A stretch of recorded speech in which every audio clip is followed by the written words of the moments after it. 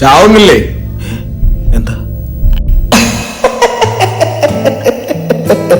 ചാവുന്നില്ലേ? ഇപ്പം ചാവും.